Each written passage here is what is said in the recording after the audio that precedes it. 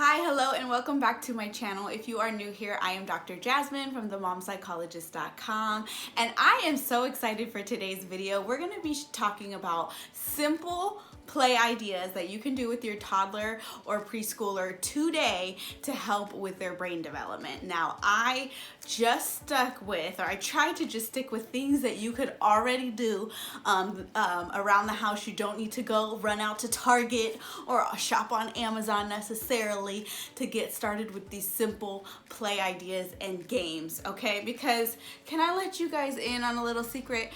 When it comes to playing and setting up play activities, I myself like to keep it very simple. If it's gonna require me to set up all these elaborate things and get all these different supplies, y'all, I can't be bothered. So I try to keep it simple, and so this video is gonna be very simple play ideas you can do today.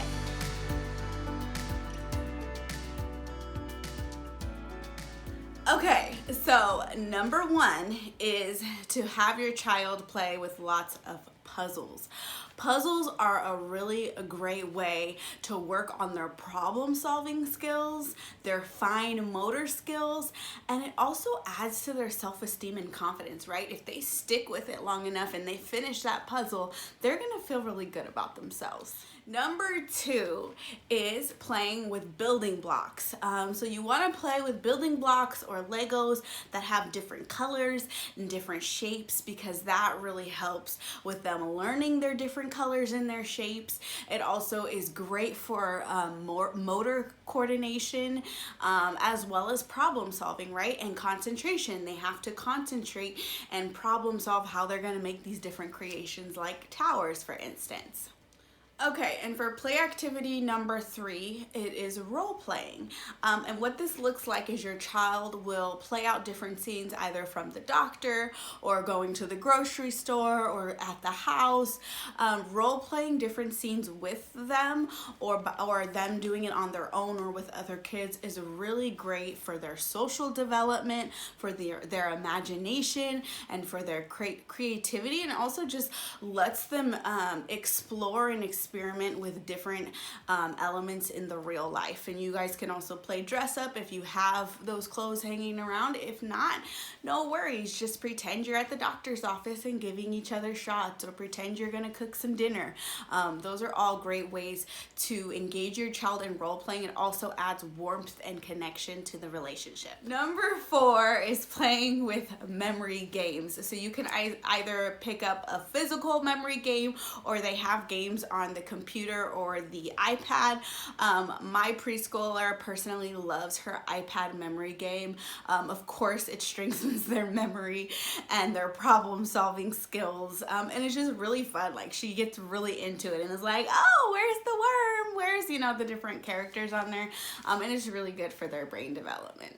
Number five is to play a game called Find That Thing. So for this game, remember, this is simple. So all you need is flashcards and then simple items like really nearby. And so you'll show your child the flashcard. Maybe it's a flashcard of a ball, and you're like, okay, find the ball. And then they look around and they're like, oh yeah, I found the ball.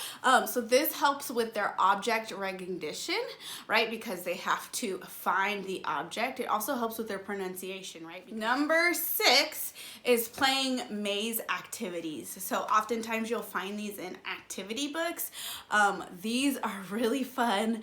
Kids really love them. And they add to their fine motor skills, as well as their visual spatial motor skills and their problem solving abilities. Number seven is board games.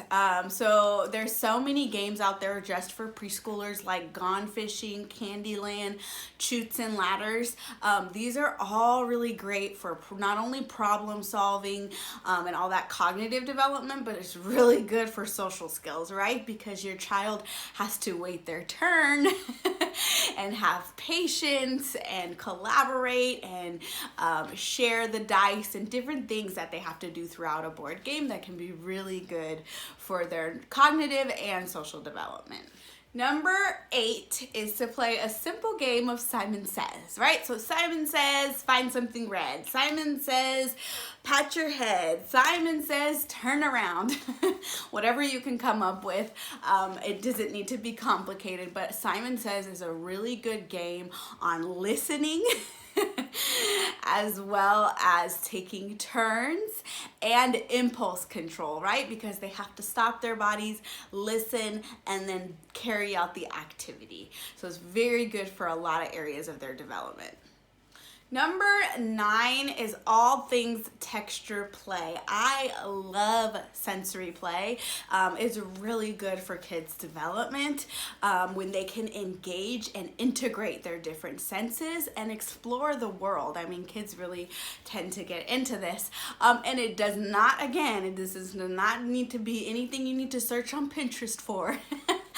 These can be simple things that you already have in your house, like water, shaving cream, slime if you have it, or Play-Doh, even engaging them and helping you cook, right? And learning, you know, different things like pounding the dough or stirring the mix, right? All of these things, the more you can engage your child in their senses, which is not only what they can feel, but what they can see, what they can smell, what they can hear, right? Music is considered a sensory activity, the better for their development.